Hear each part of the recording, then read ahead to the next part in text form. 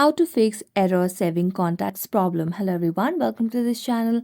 I'm Emily and I'm here to help you out today. So without any delay, let's get started. So first of all, launch the settings application on your device.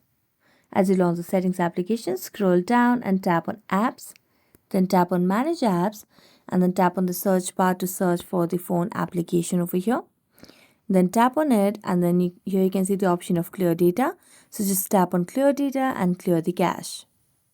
As you do that, simply you can go back and then check the storage on your device, because a lot of times when you have low storage, then you do not get the access to save the contacts.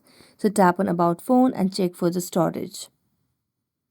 Now after you clear out the storage, you can see if you have your error fixed. If not, you can make a long press on the power button and then tap on reboot and restart the device, and this might help you fix the issue. So that's it. Thank you so much for watching this video and see you next time.